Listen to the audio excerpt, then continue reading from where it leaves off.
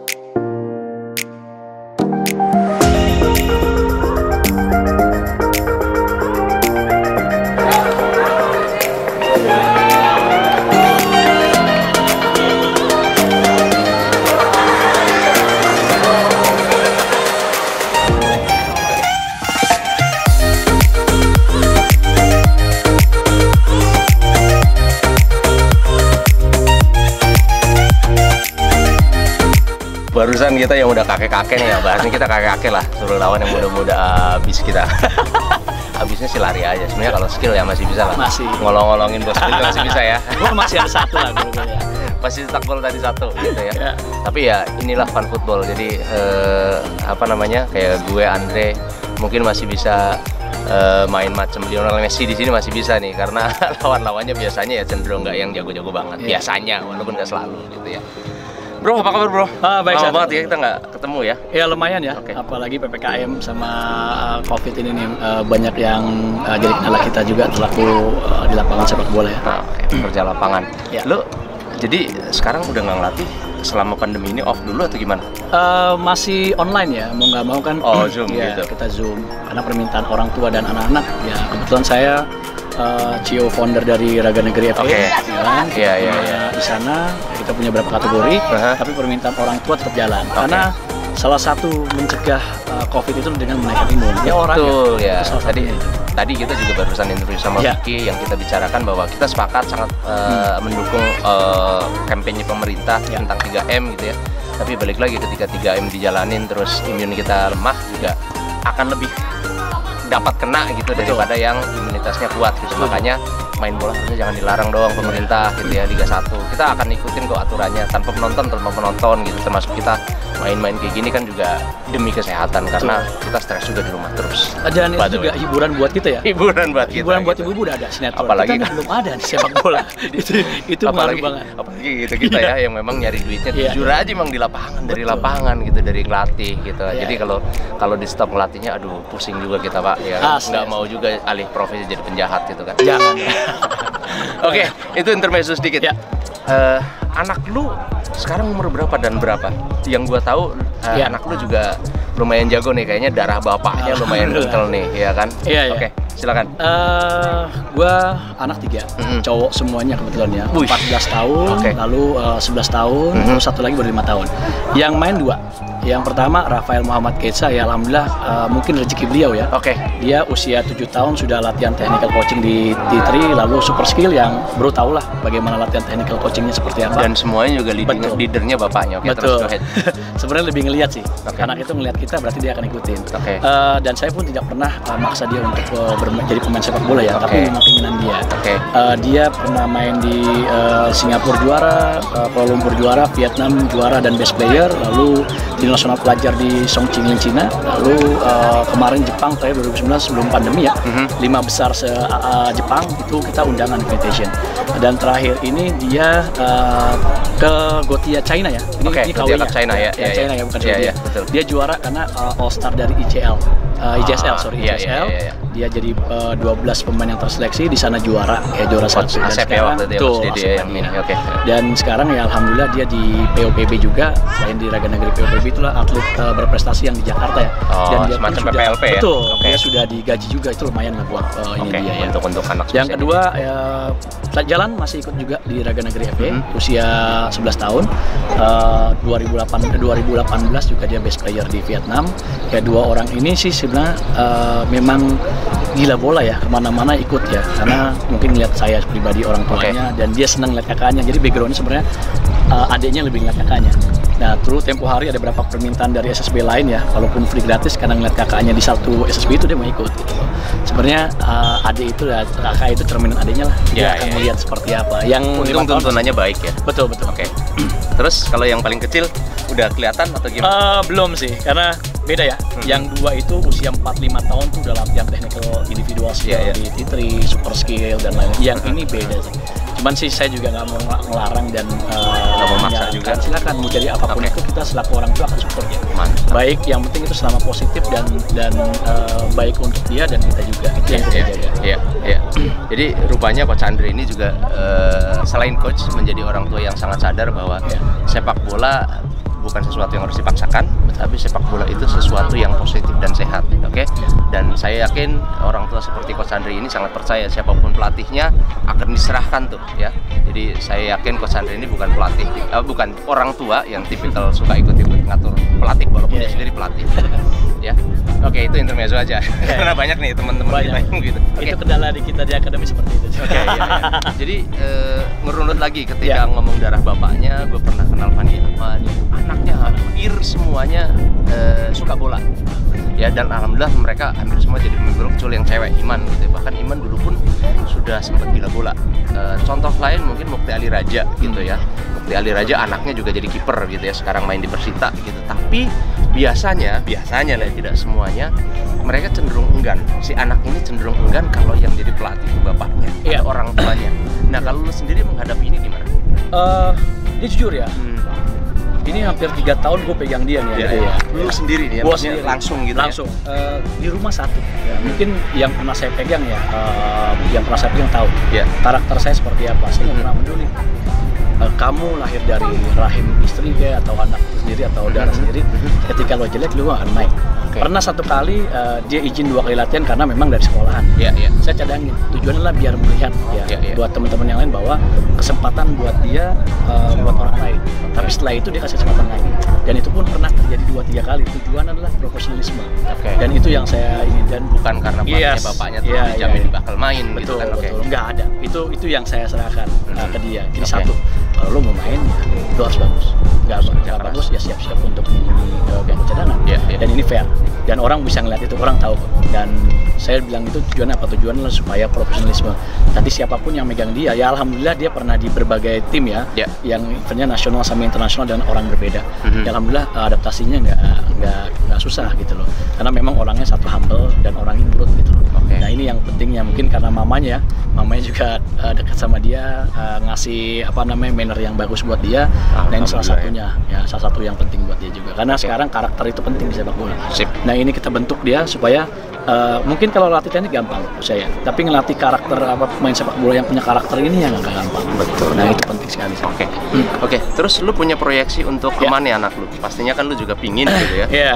Secara jujur gue kayaknya bisa ngebaca lah. Lu kayaknya juga pingin kalau memang dia bisa jadi the next, walaupun mungkin kadang-kadang agak kedengaran lebay, the next Messi kah, the next Cristiano Ronaldo kah, lu pasti pingin dia menjadi sosok yang seperti itu. Betul. Kalau proyeksi lu sendiri gitu untuk anak lu, pinginnya kayak di sepak bola ketika mereka serius nantinya? Ada 2 sih sebenarnya. Yang pertama kemarin berapa tahun, 2 tahun lalu ya, kebetulan dia memang dikontrak satu bola. Harusnya tahun kemarin 2019 setelah kita selesai dari Jepang itu dia harus berangkat ke salah satu klub Spanyol untuk trial. Cuman memang karena pandemi sampai sekarang pun masih susah ya. Nah akhirnya pandemi kadang-kadang mengacaukan banyak hal. Akhirnya stop tuh. Dan kemarin pun saya kebetulan punya teman di Jepang. Dia ngarahin untuk kalau misalkan memang mau anaknya main di luar, di Jepang adalah gerbang untuk Eropa. Kenapa saya bilang di sana? Satu, culture-nya nggak terlalu berbeda walaupun suhunya lumayan ya. Sampai saya Desember 2019 itu main di bawah 2 derajat Celcius, itu lumayan dingin banget gitu. Ini hal yang baru buat saya dan buat anak juga ya. Tapi dia bisa beradaptasi dengan baik. Nah ini sebenarnya yang pertama di sana. Mudah-mudahan ya dalam waktu 2-3 tahun ini dipersiapkan buat dia selain materi, teknik fisik dan ya life skill-nya ya. Yang penting itu life skill, betul. Itu harus penting. saya sih harap pertama Asia, setelah Asia baru kita ke Eropa pelan-pelan. Sebenarnya walaupun ada yang memang sponsor untuk dia pribadi sudah ada, tapi saya masih holding dulu karena belum waktunya. Karena perlu disiapkan lagi secara technical, physical, mentality dan tacticalnya. Nah itu salah satunya kenapa saya harus ngambil AFCC. Lalu mudah-mudahan tahun ini kalau memang semuanya bisa balik ke sedia kala, saya mau coba ambil B juga. Tujuannya cari ilmu ya buat anak kita, buat diri sendiri juga ya. Nah jadi Bu, Pak, itu tadi ada benang merah yang harus diambil bener-bener gitu ya, karena saya sendiri pernah boleh dibilang bukan menangani secara langsung, tapi ada satu contoh kasus yang menurut saya terlalu dipaksakan anaknya ya. Mas Andre di sini bicara sebagai orang tua, tapi juga punya kacamata dari sisi profesionalisme melatih. Dia bilang jangan dipaksakan ya, dan tidak buru-buru ya. Artinya walaupun mungkin ada yang nawarin, ada yang ini, kalau memang belum waktunya ya udah jangan, ikutin dulu step by stepnya, jangan langsung naik ke langit. Jadi pelan-pelan aja dulu, ke atap genteng dulu gitu, baru sampai langit nantinya gitu, mudah-mudahan. Gambarannya seperti itu. Jadi kalau tadi dia bilang Asia dulu, itu sangat-sangat masuk akal gitu. Jadi Asia dulu, mudah-mudahan rezekinya ada langsung ke Eropa. Nah, bicara life skill ini sebenarnya menjadi menarik. Apakah lu juga, karena gue bolak-balik ngomong bahkan di channel ini juga ya, orang Asia bukan cuma orang Indonesia itu punya 5 kelemahan ketika bicara luar negeri, nggak usah Eropa, itu luar negeri dulu. Jadi misalnya satu bahasa, dengan Jepang aja udah bahasanya beda, makanan, cuaca, budaya gitu, terus habits gitu. Yang pertama misalnya katakanlah bahasa, kalau dia misalnya mau ke Jepang, apakah lu juga akan sekolahkan dia, kursuskan dia ke lembaga yang berbahasa Jepang atau gimana? Ya, karena salah satu teman di sana kebetulan beliau tinggal di sana dan sudah punya anak istri ya. Dia asli Indonesia. Dia cuma bilang kalau memang bisa di sana, salah satunya hal wajib adalah dia harus ikut bahasa Jepang ya. Satu, supaya dia bisa gampang untuk berkomunikasi. Karena jujur ya, orang Jepang itu tidak mau pakai bahasa Inggris, dia mendingan pakai bahasa Indonesia itu dia. Karena selama 6 hari saya di sana, dia mendingan coba untuk cari bahasa Indonesia dibanding dia harus berbahasa Inggris. Itu orang Jepang biasanya, kecuali yang memang sudah internasional ya, mereka mau nggak mau harus punya itu. Itu wajib buat dia. Dan terus kalau makanan, dia pun menyarankan bahwa setelah dia sudah bisa bahasa, culture-nya di apa namanya, budayanya juga coba diikuti. Karena di sana juga sebenarnya nggak beda jauh. Cuman bedanya biasanya mereka makan mentah-mentah kok saya. Sama 5 hari di sana ya, saya jujur saya ngerasain tuh banyak makanan mentah dan lain-lain. Itu permintaan kita adalah bagaimana ada nasi. Sebenarnya nasi itu sebenarnya sumber penyakit buat kita karena terlalu banyak glukosa ya, sama bikin kita ngantuk. Itu juga baru apalagi kalau nasi putih. Betul, nasi putih, bukan nasi merah. Nah itu sih kalau saya pribadi menyiapkan dia itu life skill-nya ya, dia harus siap untuk di sana sendiri. Terus dia siap istilahnya ya, kalau misalkan mau murah mau mudah ya, dia harus bisa masak minimal yang mudah lah. Tapi jangan setiap hari Indomie gitu, atau instan atau segala macam penyakit. Karena ngendapnya 3 hari di perut yang ada jadi lemak jahat buat dia. Terus kalau yang lain kayak cuaca gitu, tadi lu udah bilang sempet gitu, tapi lu kenalkan lagi gitu bahwa misalnya katakanlah lu nanti ke negara Eropa akan ada yang lebih ekstrim, bukan cuma -2 tapi mungkin bisa sampai -10 dan seterusnya gitu. Itu lu udah coba ajarin ke anak lu, walaupun mungkin belum ngerasain, tapi paling tidak pengetahuan itu diberikan agar ketika dia mudah-mudahan bisa sampai ke nggak tahu, mungkin ke Spanyol, ke Norwegia, ke Swedia, ke Belanda dan seterusnya. Itu sudah ya, rezeki 2019 itu kita bisa coba di Asia ya, Jepang. Di sana juga itu pertama kali buat dia, dan dia akhirnya sadar bahwa ketika kita keluar itu kendalanya salah satu adalah cuaca. Nah cuaca itu bahkan kita sampai pakai mindset, lalu ada double ya. Waduh, sampai saya beli salah satu brand internasional ya, pakai masker yang sebenarnya tidak disarankan ya. Dan dia pun nggak nyaman, pakai satu putaran nggak nyaman, Pak bisa dibuka nggak, silakan. Nah dia kan cuma neckle aja di leher supaya nggak terlalu dingin. Nah itu salah satu yang buat dia terpacu ya, ketika di tempat lain walaupun masih Asia ternyata ada lawan yang memang harus dikalahkan yang namanya cuaca gitu loh. Nah ini penting banget buat dia dan dia harus tahu, dan dia alhamdulillah sudah tahu. Nah dia sudah berpikir bahwa nanti kalau misalkan main di Asia atau Eropa yang minus, berarti apa yang harus disiapkan ya, dia sudah tahu.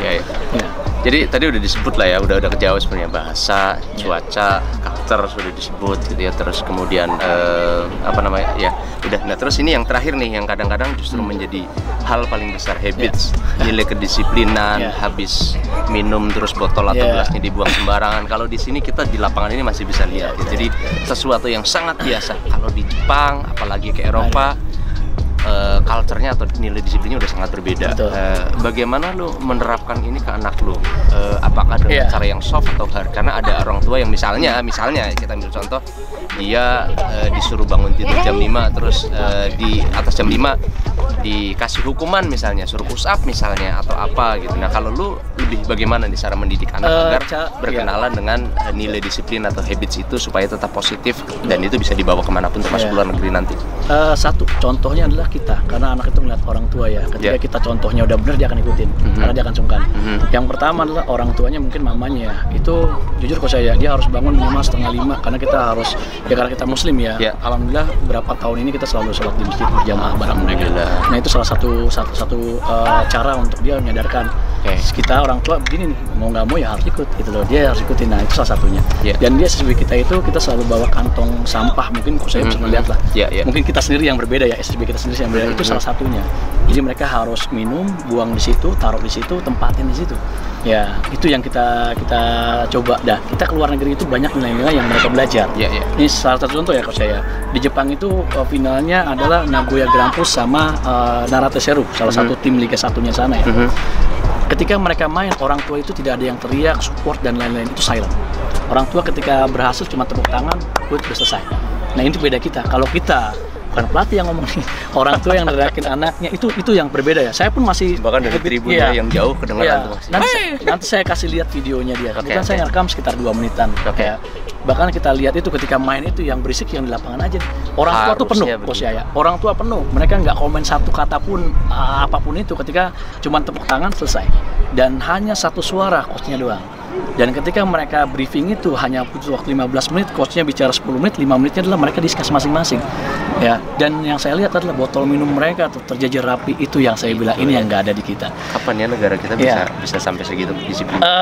Itu agak lama sih sebenarnya. Nah itu salah satunya ya. Alhamdulillah saya termasuk orang yang beruntung, kita bisa ke beberapa negara ASEAN dan Asia, dan bisa menunjukkan culture budaya sepak bola di sana tuh berbeda dengan kita, dan mereka bisa belajar secara langsung ya. Dan ini membuat mereka sadar bahwa Indonesia tuh kecil, ya Asia lumayan, tapi yang ini ya mereka harus bisa taklukkan yang Eropa dan lain-lain. Itu step by step. Oke, mungkin sekarang topiknya agak jumping sedikit, karena Coach Andre ini juga dulu ketemunya kita di lapangan futsal sebenarnya, lebih sering di lapangan futsal dulu. Kembali lagi cerita sedikit, timnas futsal Indonesia itu terbentuk dari Lifumaja, terbentuk pemain materinya itu dari Lifumaja, Liga Futsal Mahasiswa Jakarta. Jadi pemain-pemain futsal yang ada di yang mahasiswa Jakarta lah gitu intinya, itu yang menjadi langganan timnas zaman dulu ya. Zamannya masih saya, Coach Andre gitu ya. Terus kita juga pernah ketemu menjadi sama-sama pelatih di Liverpool Academy, terus pernah kursus bareng gitu. Jadi memang ada lisensi kalau kita bicara futsal gitu. Nah, melihat perkembangan futsal di Indonesia, khususnya karena Coach Andre ini juga pernah sampai ke level tertinggi di futsal Indonesia, timnas, dan bahkan pernah menjadi pelatih yang membawa tim futsal Indonesia Putri juara di AFF Invitation di Myanmar, dan SEA Games medali. Lu melihat futsal Indonesia sekarang tuh kayak gimana?